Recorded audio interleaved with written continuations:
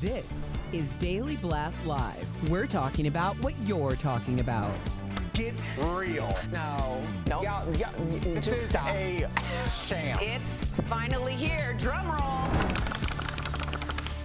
Welcome to DBL. Happy Tuesday, everybody. Hey. How we You feeling? seem on a this little Tuesday? mellow yellow Really? today, yeah. I was just feeling out the panel. Yeah. See where we were. I feel good. I feel great. I feel pretty good. Oh. That's honest. Yeah. All right. So Maybe hype it up for the this will show. be a mediocre Yeah, there we go. show. Sell it a little bit, buddy. Let's jump right in. Justin Timberlake was arrested in the Hamptons. Police in Sag Harbor said he was arrested early this morning and taken into custody for allegedly driving while intoxicated. He was arraigned this morning after spending the night in jail and released without bail. TMZ reports he was pulled over after leaving a hotel where he was partying with friends, and he allegedly blew through a stop sign and was swerving, but nobody was hurt. JT is currently on tour and performed in Florida last weekend. He's set to continue his tour in Chicago on Friday. Not good. I haven't had a drink since December 2019. And stop. I appreciate it. But, honestly, I was done. Yeah. And until you're done, it's hard to get somebody to stop. It's even harder when there are people of means that don't have to stop because they might lose their job, they might lose their family. He might lose his family, but he could potentially move forward. Some people, if their partner left them, that would be the end. And sometimes you need a wake-up call that stark to have something happen. I don't know. It doesn't seem like he's ready to stop. I hope he is. But it seems like the alcohol is the genesis of a lot of issues for this man. Yeah, we saw that infamous picture a couple years ago when he was in New Orleans and he had been drinking and he had his hand on another woman, and then Jessica Biel and him had to release a joint statement because of all the scrutiny, and he blamed it on the alcohol. So I do hope that he's going to learn a lesson this time. And the fact that, come on, JT, you're in your 40s, you're drinking and driving. To the people out there that have lost somebody to a drunk driver, there's no excuse, period, but I think I give a little bit more room for somebody who is young than a 40-year-old father. Right. So who has the means to stop it. right. I mean, but also or to call an Uber or a it is limo, whatever it may be. Right. Shame on We him. just have to remember it is a disease, and we should treat it as that. Okay, but I know. not drinking and driving. Right. Absolutely not. Right. Absolutely not. It's just his squeaky clean image is going a little bit down, right? I think that's gone. Yeah, the Mickey Mouse, the thing, after the Janet thing and the weird dancing thing, and just people have been sort of not on. Britney thing. The Britney thing, it's just he's kind of been, I think, on the public opinion, when I look at the YouTube chat, especially for our show, they're just not into JT anymore, just not into his antics, and so not a good look. And get an Uber, dude. I know. You're so rich. If you're get on- a driver. If you're on tour, doesn't it include Bus. a tour bus? Yeah. Well, it I includes doubt it in Sag Harbor. Yeah, but get a car. It includes a tour manager, and usually when Sure. bands have tour managers, I've been on tours where there's a tour manager, they literally come to your room, they're aware of who drinks a lot, and they keep an eye on that person and make sure that they don't drive. That's literally their whole job. And so maybe there is no tour manager. I don't know where they were. I'm not going to blame the tour manager. No, I'm going I'm to not. blame the 45-year-old man. You should, but I'm saying, like, usually on a major tour like this, there's at least one tour manager that's responsible for all of these kinds of things, making sure people show up on time. There will be now. Get DUIs, yeah. Yeah. All right, we have an update on Billy Ray Cyrus's divorce. So last week we told you Billy Ray filed for divorce after 7 months of marriage to fellow singer Fire Rose. That's her name.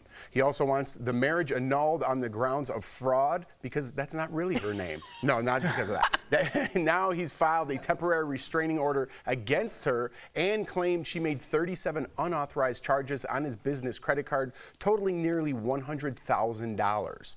In a counterclaim, Fire Rose said she was subjected to extreme verbal, emotional, and psychological abuse. She claims he abused her with ambushed her with divorce papers the morning of her long-planned double mastectomy, and said she lost out on more than $400,000 in canceled live shows after their shared manager dropped her.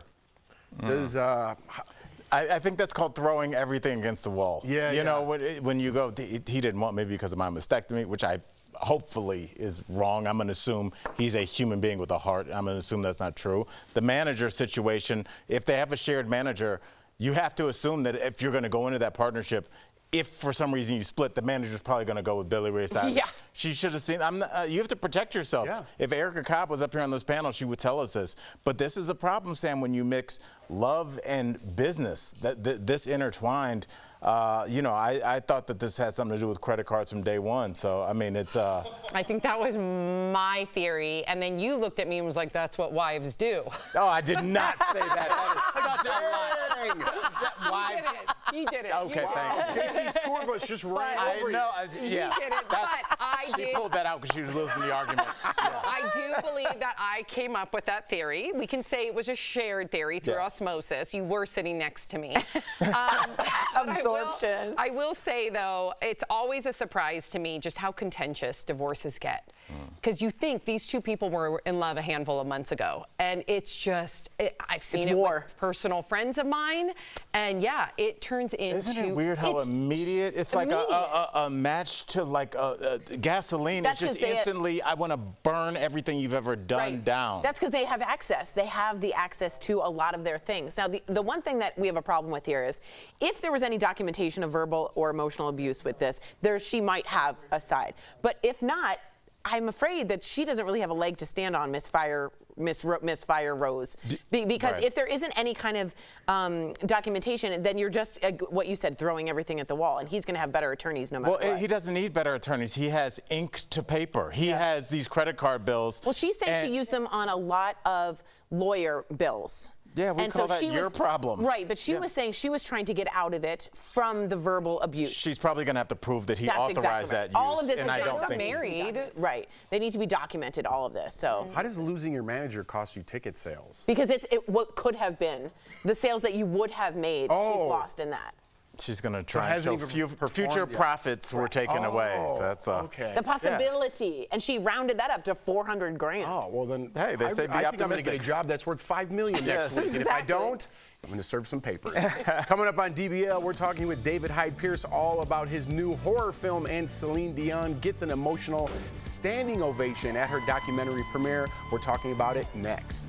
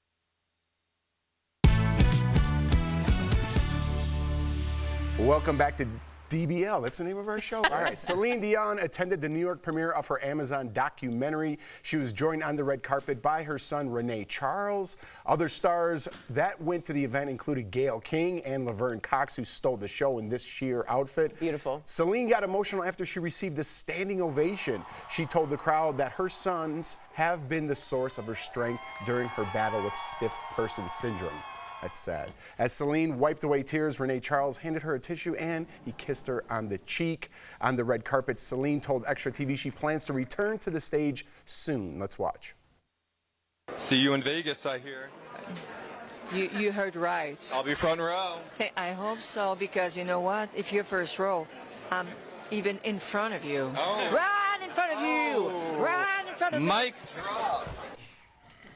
Oh, boy. She always, I love how she sings everything. Can I just say she looks good? She looks great. And, you know, looks good. Usually when you hear that you're going to hear her speak about her condition, you think it's going to be very melancholy, very sad, and she's going to give a somber interview. She's witty, she's bantering, she looks fired up, and that fire still seems like it's there. So I think her years of like training in ballet are going to come in handy.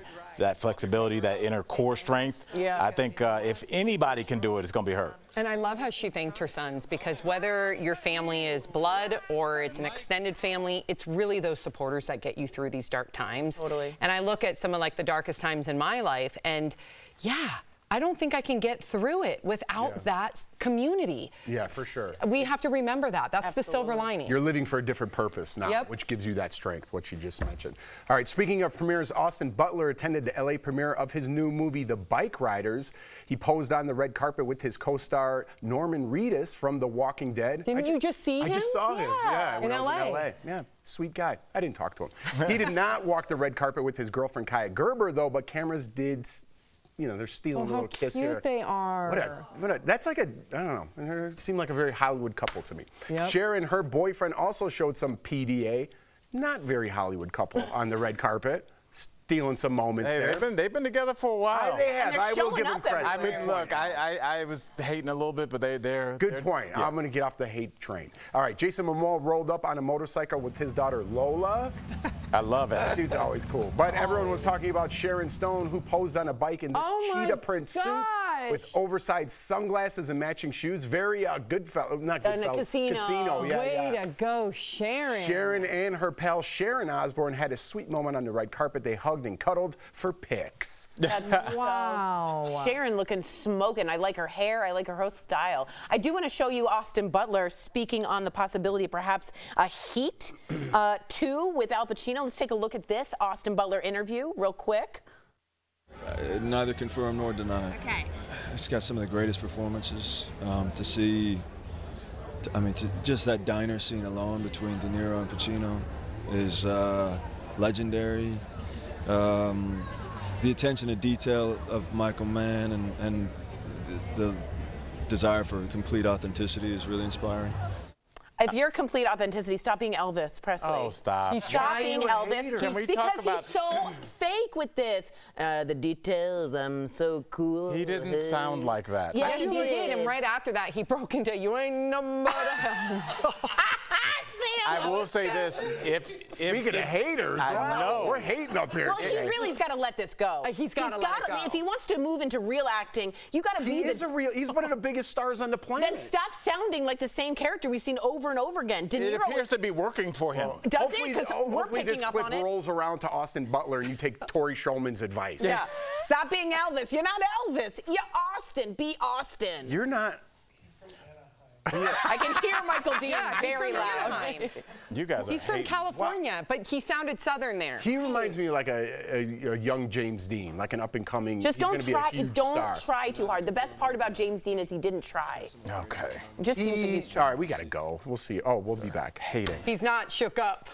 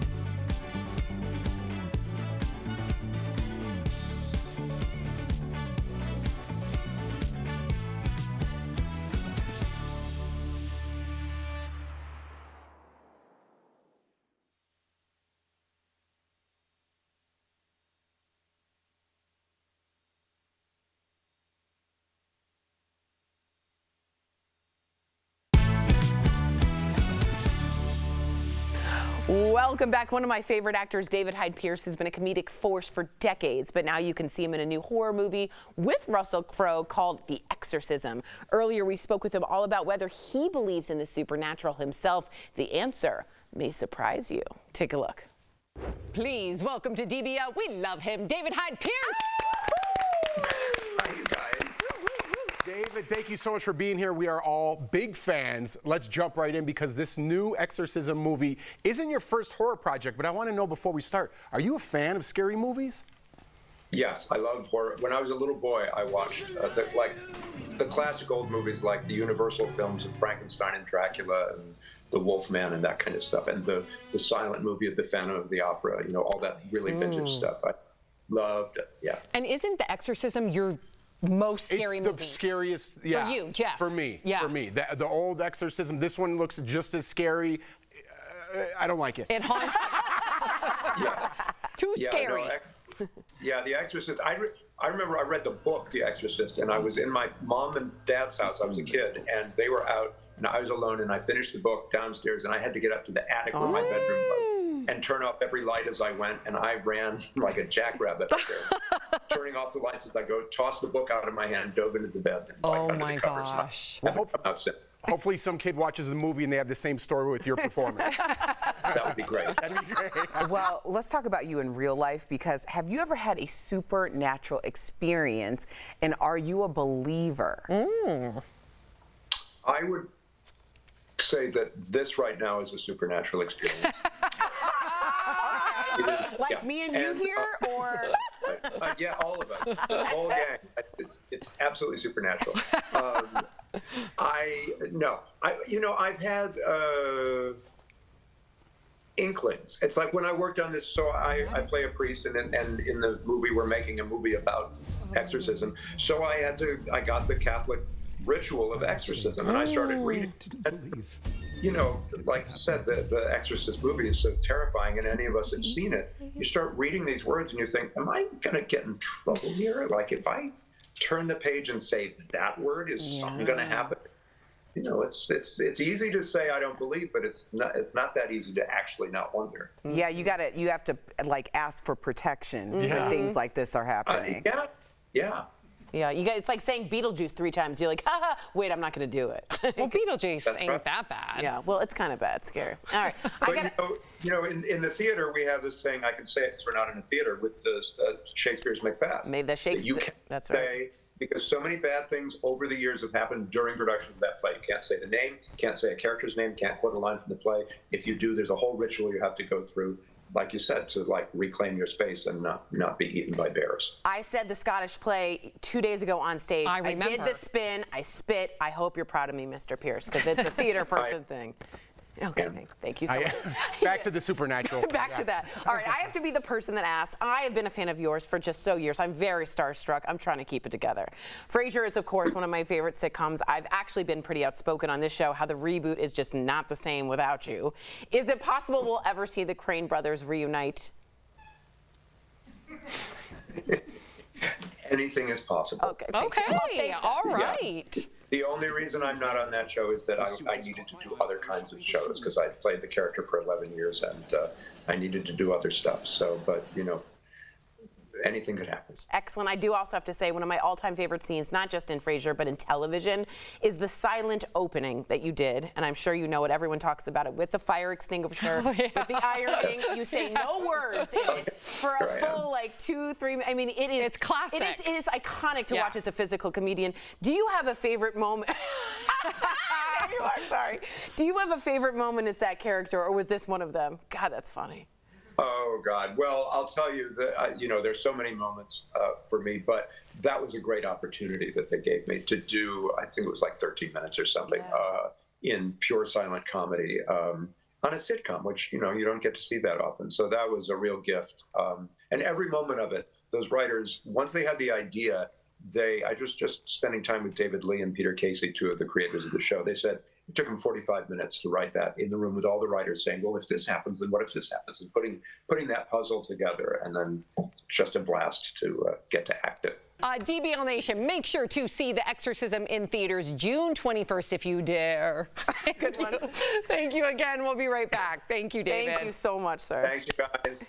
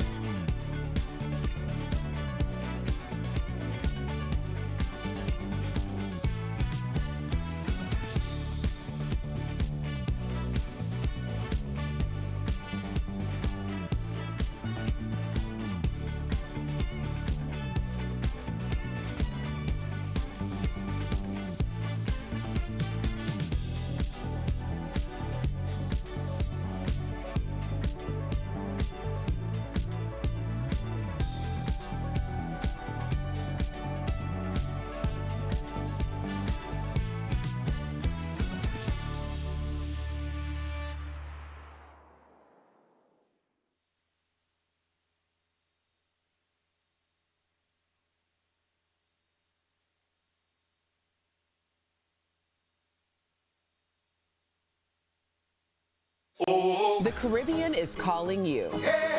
This June, we're celebrating Caribbean Heritage Month with Sandals by giving away 2 all-inclusive vacations to any Sandals resort of your choice.